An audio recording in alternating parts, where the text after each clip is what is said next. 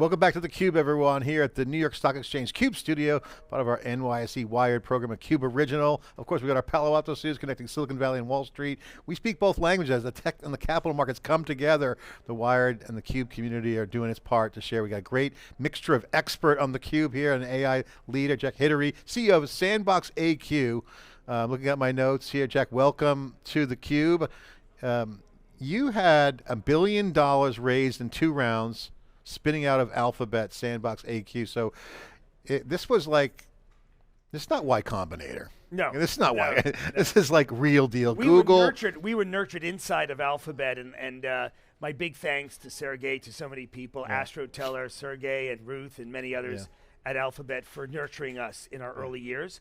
But the intention always was to spin out in order to really grow a large global company, and thank God we're on the way. You know, people don't give Sergey and the team enough credit what they're doing with Alphabet, how they structured it. They fostered the innovation, research, commercialization, but yet fun. They do wild moonshot projects, but this, they do an amazing job. When Ruth Porat came over and created a lot more discipline in the company as CFO initially at Alphabet, and also they realized, Larry and Sergey realized that, hey, we really want to expand and do more stuff here. And Waymo's an example. At that time, it was called Chauffeur. That was the code name for it, Chauffeur. I was lucky enough to be right there and really drive in some of the super early autonomous cars. They were not as smooth as they are today.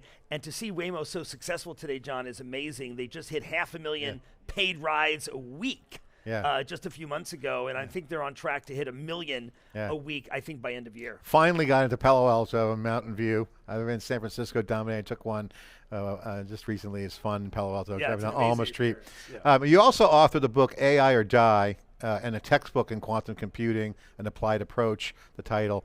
And AI or Die, John, just because it's literally that is the choice that people have today.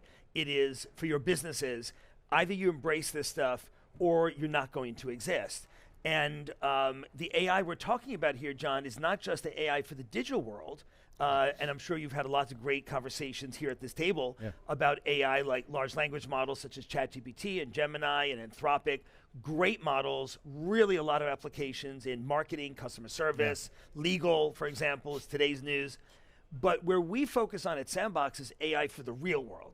And so when you want to take AI and make a new medicine for cancer, a new treatment for Alzheimer's, when you want a new battery chemistry to store energy, when you want to do new risk modeling, right? We're here in the New York Stock Exchange right now looking at the options floor, and if you want to do those quantitative models, a language model and something trained on cat pictures and videos isn't really your best friend. You want something trained on numbers and equations, and that's where we shine. Well, I want to dig into it, but I want to just share with you and get your reaction, because I know you run the same agreement, AI for the real world.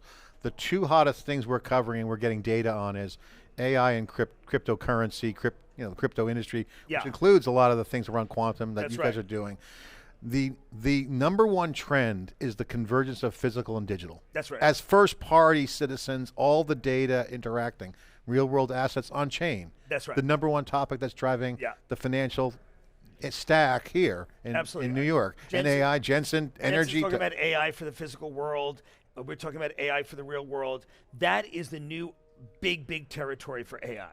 So, of course, the low-hanging fruit a number of years ago when you wanted to train an AI model, the transformer model, was the words of the internet, right? The images, the words of the internet, that made a lot of sense. And now we're seeing the fruits of that labor.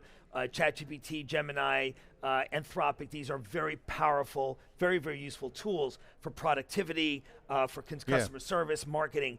But when it comes to the core of the Fortune 500, the core product development, when you want to make that car, you want to make that spaceship, you want to make that battery, you want to make that drug, that takes a new kind of AI. That's AI for the real world. Yeah, and I like how you bring in the progression, and I want to come back to this because I want to zoom out for the folks watching.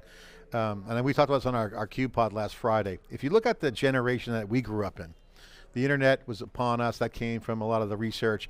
Things were on paper. Then the internet came, then the web. Then you had mobile and cloud.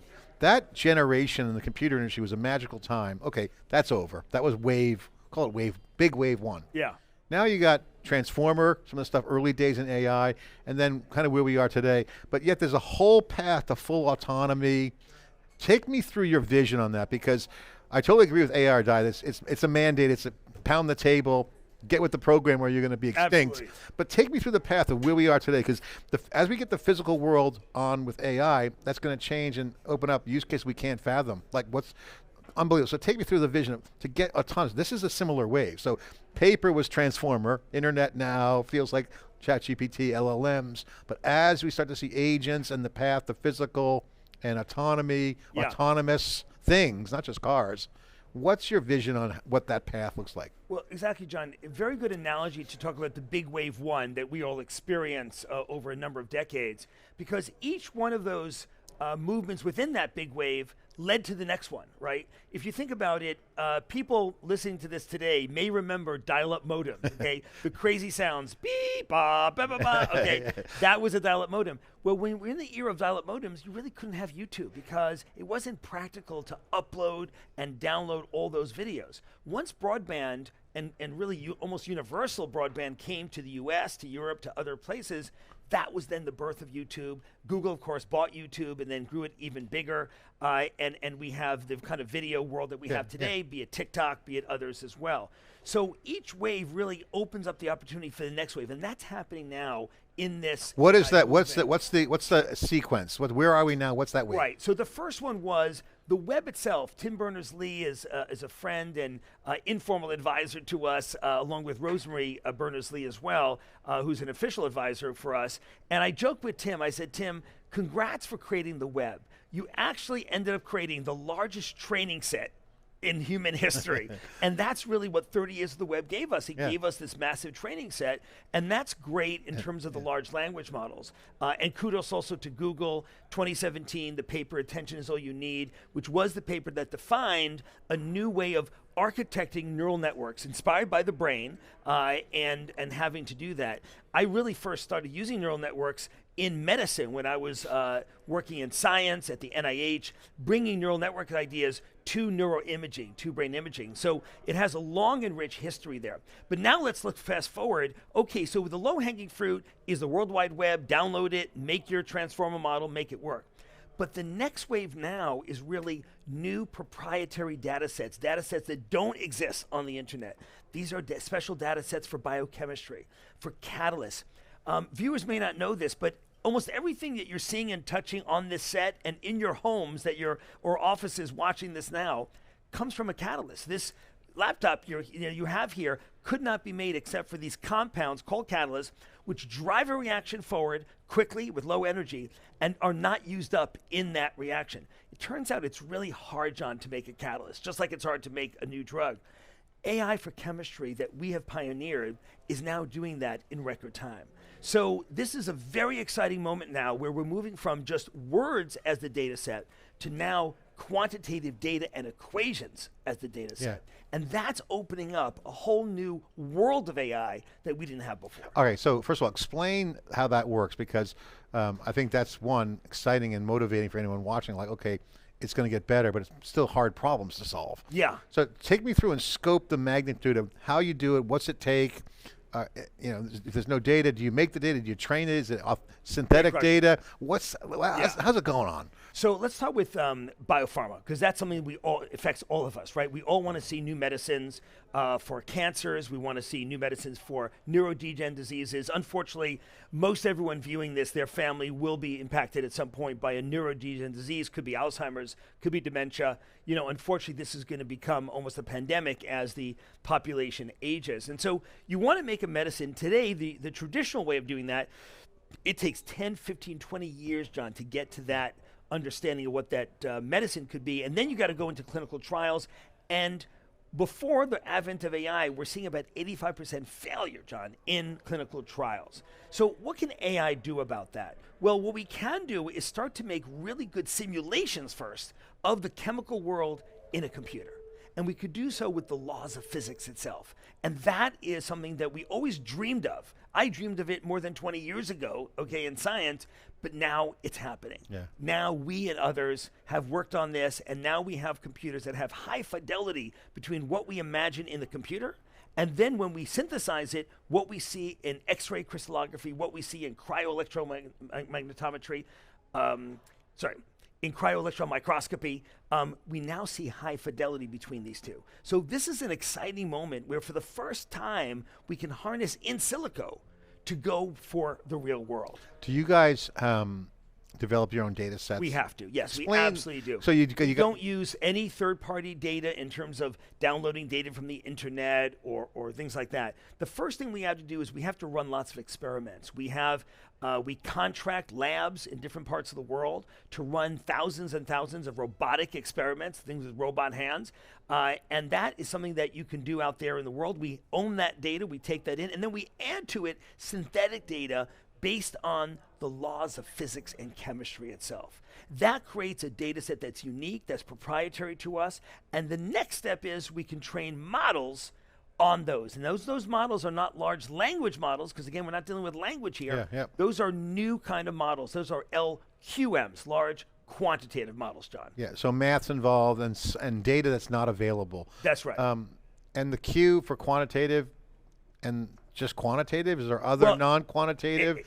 So we have or it's all math, I guess. So yes, we have the A for AI, we have the Q for quantitative, but also quantum, because the techniques we're using, we're not running them on a quantum computer because those are not ready yet. We're running them on GPUs and other types of accelerated chips, but we have to use quantum equations. We have to use the equations of quantum physics to analyze and understand the relationship between this molecule and that molecule. That's a quantum issue. And the same now, John, we can go beyond biopharma into batteries, into materials, into oil and gas, and those sectors as well. You know, when I last saw, when I was in DC for NVIDIA's special GTC. The special GTC in October, yeah. I asked Jens about AI factories, and I kind of teased out, and he kind of laid out the dots. I connected it. There'll be micro factories. There's going to be edge and certainly core. But he also answered the question around, you know, how one of the trends he was pointing out is, because he always gets asked the quantum question, but he wanted to address, he says, the GPUs and systems that we're using with Omniverse are actually being used to solve quantum computing. And that was not obvious to most of the analysts, but well, here's a proof point, John. Explain, because this is really important, because the horsepower is helping that. You have stuff like data simulations. I'm sure you got something going on similar with compute. NVIDIA is not only an investor, but also one of our partners. And with NVIDIA and other partners, we announced just a few days ago AQAffinity. Right? AQAffinity is a software platform that we opened up to the world and is now, we believe, the most advanced platform for determining both the structure of those proteins that we want to target in the body, but also the binding affinity between a potential drug and that target protein. So it's doing two things at the same time. 5-10 years ago, the conventional wisdom, John, is that we would never be able to do that on GPUs. Supercomputing was a terminal that was basically a PC out of server. 9000, yeah, exactly. But we pulled it off last week. Yeah. And we're really proud of that, and really proud of our partners. OpenFold 3, OpenFold is our partner. It's a consortium of top academics, of Bayer, of many other pharma companies, and of course with NVIDIA, our partner as well. We use the DGX cloud via GCP in this case, and this is what allowed us to have this massive breakthrough. So this builds on work that we've done with NVIDIA on the SARE data set, on other data sets. You have to build the really good precision data first. You cannot use random data. So are you sharing your data set with people? Yeah, we made the data set public. It's open source right now. Like it's online like right now. Like NVIDIA, they're sharing their libraries. Yes, that's right. You're doing the same. In fact, I'm happy to share that NVIDIA just announced that their DiffDoc, which is one of their key models for looking at molecular development of new pharmaceuticals, is now improved because of the SARE data set that we worked on. It's on their website now. I really want to call that out because I think two reasons. One, people should know that this is practice in the industry. That's right. Number two, it's super impressive that you're doing that and you made that a milestone. Scope the alternative from time to completion to hit that proud moment that you just shared. If you didn't have the supercomputing, the NVIDIA systems, and the AI factories, what would that have been like? I mean, even in a super HPC world, even some cloud, we had old cloud, or I say cloud legacy, if you can call it that, modern legacy. Yeah. What's the difference? Because I think researchers should know that this is now available. Yeah. This is it's super inspiring. Share the scope of time frame. John, it's a great question. In 2016, when we got going inside of Alphabet, the conventional wisdom was that it would be many decades for us to get the kind of compute that we needed to do real world kind of stuff with molecules, with energy, with risk management. And we made a bet that the various chip operations, both inside Alphabet and at NVIDIA and other places, would really ramp up on an almost exponential type curve. Which it did. And that's what happened. It's a good bet. And so that was the bet that we made. And sure enough, around 2022, 2023 is when the crossover point happened. Yeah. And we started to see we could do real world computation with these kinds of chips. And you're doing it. All right, now take me through some of the biology side. There's a lot of concentration in biology, chemistry kind of tied together. Pharma you mentioned. What are some of the cool things you see being enabled right now in terms of the breakthroughs? Well, I think we're going to see breakthroughs, John, both in new therapeutics. We're working on cancer. We made some announcements with oncology for brain cancer. This is one of the areas that has been the most difficult, one of the most difficult for traditional oncology. I think we're going to see breakthroughs there.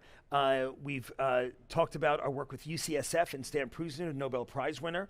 That's in terms of neurodegenerative diseases, in Alzheimer's, dementia, Parkinson's. Very, very important there as well. So those are more important. But also, let's look at the energy sector. The energy sector we need now more than ever because we need to power buildings like this, and we need to power data centers. And we need novel battery chemistries. We need novel ways of producing, storing, and transmitting energy as well.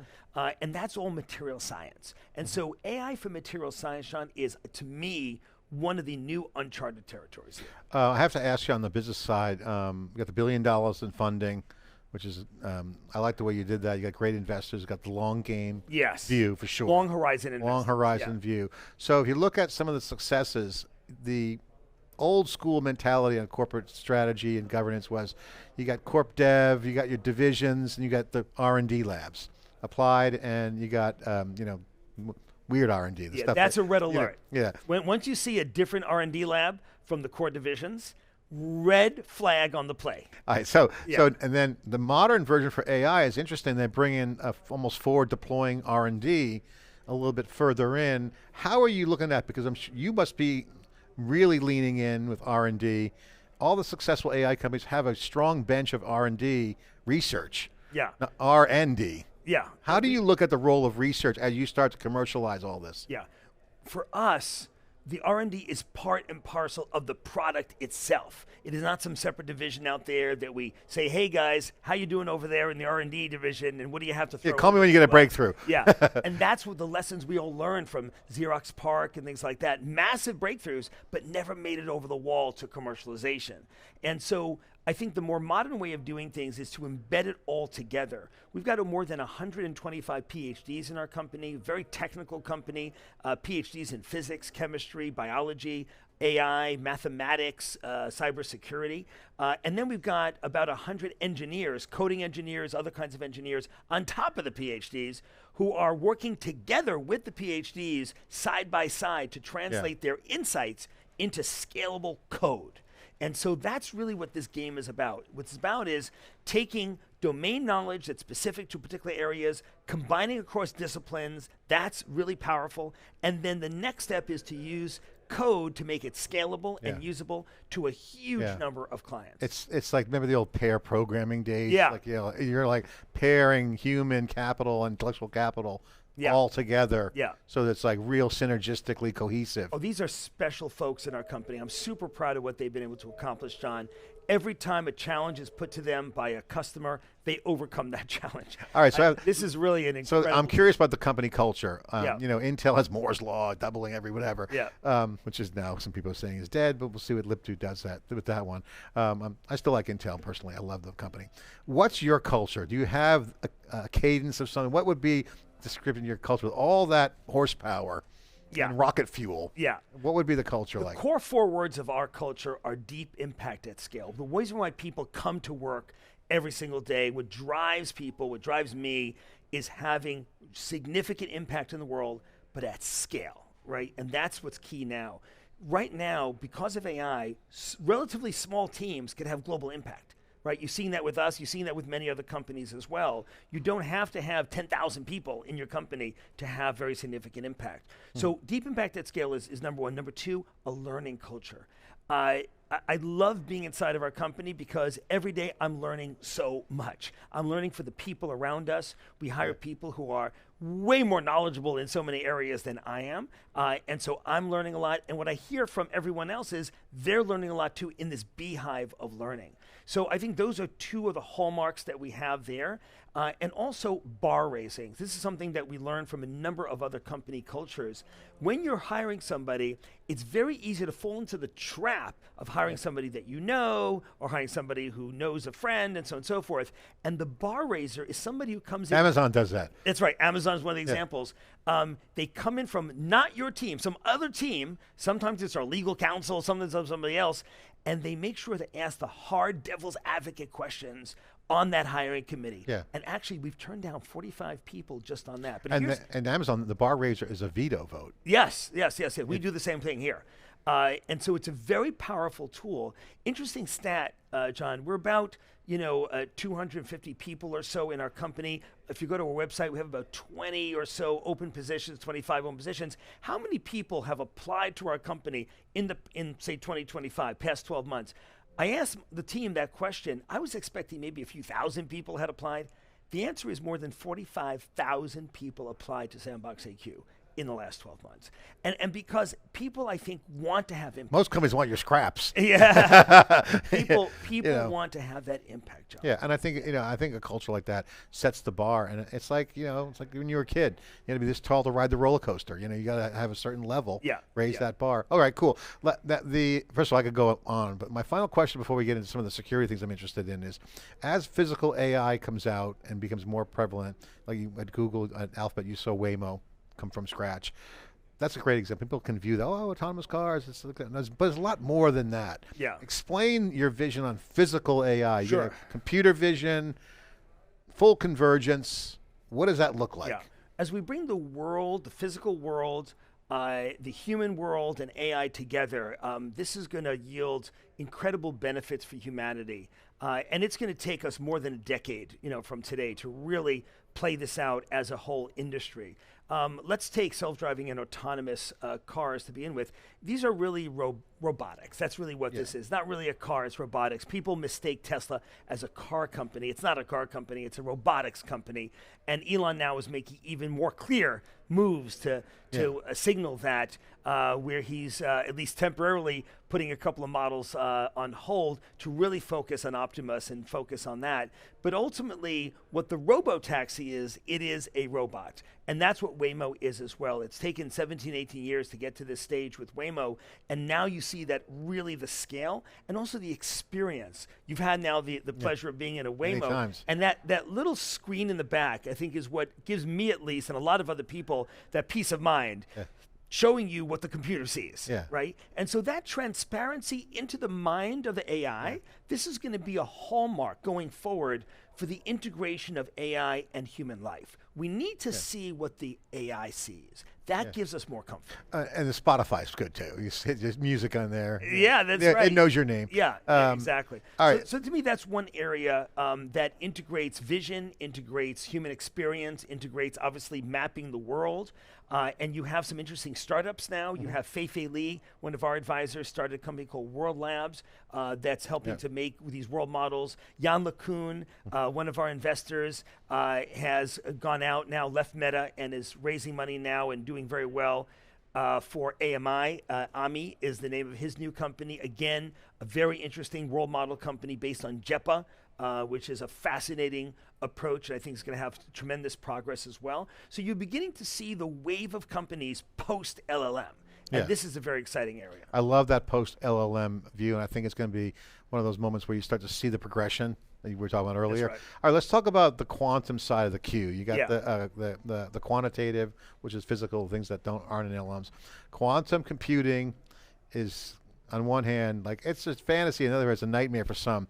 There's work being done. I've interviewed Cloudflare and a bunch of other companies that are doing the technical work now of figuring out, okay, how do I start thinking, migrating my keys? That's right. Because those private keys are on the dark web, waiting for They've been harvested. Yeah. They're waiting. So people are scared. I mean, some level. And this brings us back, John, to cryptocurrency as well, right? So when you look at the quantum threat Q-Day, we call it, as when quantum computers will rise up in terms of their capabilities and scale and error correction, and have the ability to run some version of Shor's algorithm from Peter Shor in 1994, but now an updated version that allows it to crack RSA, to crack ECC, to crack the fundamental protocols that we use in this building here, in the stock exchange building, and in banking, in telco, in governments around the world. So this is and Bitcoin.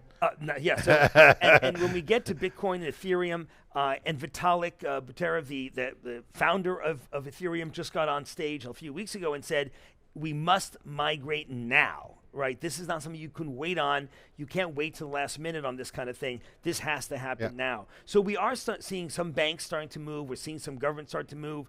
I do think we need more push from the government. The good news is NIST did its work well. They have great standards now that have been put out there, published out there. We and many others had a lot to do with getting those standards done. Thousands of researchers and academic and industry participants. So the good news, NIST standards are there for PQC, post-quantum cryptography, but now it's time to get out there. But the here and now threat, John, right now, is AI and cyber. So 75–80% of from a security standpoint. Yes, yes, okay. Exactly. So 75–80% of all big companies now are using Gen AI. The problem, John, is that only 6% of those companies have an AI plan. What we call SPM, Secure Posture Management. AI SPM means that you have a plan and an implementation framework for keeping the use of AI secure. Example, agents. You might say, oh, I have agents running around my network. Okay, I'm going to have some productivity. But now you're also going to have some hackers, because hackers know that if they get hold of the password and login of that agent, we call it NHI, non-human identity, they can have the run of the show. And so agents both... And recruit other agents. Exactly. So agents, and we're seeing now with Moltbook and things like that, so agents certainly can give us productivity, but also they open the door to hackers having more capability inside the enterprise. And what are the problems with that? Is it because the folks are running too hard and fast and loose, or is it more of there's just new implementations happening? Well, what's the issue? Yeah, the issue is that things are moving really fast. People are excited about this technology. I understand that, but they're bringing it in so fast. We have a technology called ActiveGuard. Just announced that it's being used by the Pentagon after 2 years of testing. And in mission-critical areas such as the Pentagon, such as banks, such as large companies, such as a stock exchange, it's fundamental. We must have the security. And yes, it is very exciting to have agents, but we must use them in a secure fashion. The good news is we now can do that, but many people start doing the AI work without the security. That's a problem. You can hear the bell for the Mad Money show being filmed at the same go. time. Jack, I have to ask you as we close out here, I wish we had more time. We'll certainly do a follow-up. It's a great story. Talk about the origination story in a little more detail. When did it really initiate in Google? When was the spin out officially happen? When did that all go down? Yeah. And looking back to that and now, what's been the biggest change? Yeah. Well, first of all, just one note on the real origin story was I had the vision for this more than 2 decades ago when I was a scientist at NIH, and seeing all the failure around me, people trying out this drug, that drug, clinical trials here and there. I was working in Building 10 of NIH, which is where we have the clinical center, the patients, the human patients, and it was a very big privilege, John. So you had an itch you've been scratching for 20 years. Yeah, that's right. Where's the horsepower? Where's the compute? Where's the compute? Where are the chips? Where are the algos? Okay.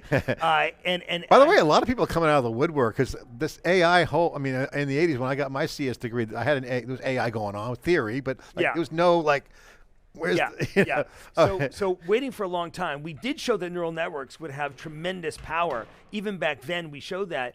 But now, with the kind of capabilities we have, this is what's exciting. When Google decided to launch Alphabet and recruit folks like myself, who had both a deep science experience a deep science and technical background as well as a business background, I saw that as a really good fit for these kinds of big challenges. You can call them moonshots, you can call them global challenges. I think they called them moonshots at the beginning. Yeah, right? yeah. but these are the kinds of things that we want to do with technology.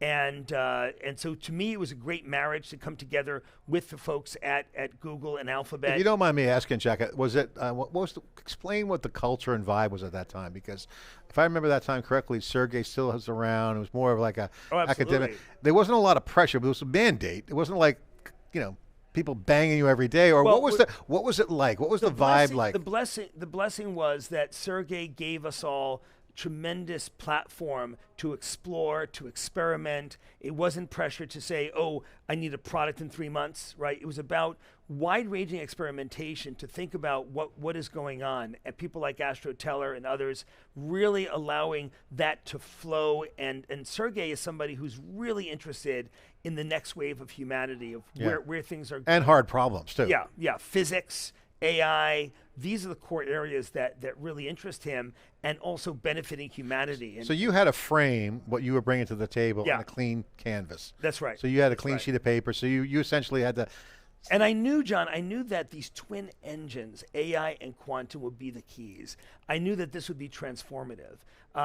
And big shout out, obviously, to Eric Schmidt, who also helped us out while I was inside Alphabet, and then, of course, joined us as chairman as we spun out. And he's nerd too, so he gets the big shots absolutely. too. He understands the okay. It's a big win.